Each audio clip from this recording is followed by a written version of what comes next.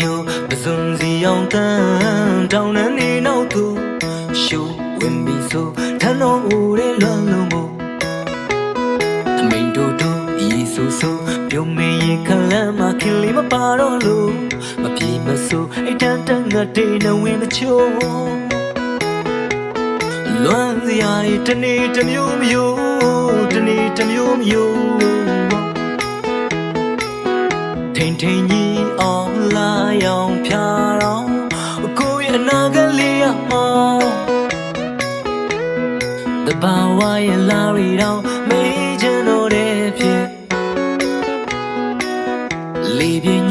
ရဲ့လွမ်းရောင်ဖန်ဆောင်အတေးရဲ့ပကြီးကလေးမြင်ရောတဘာဝ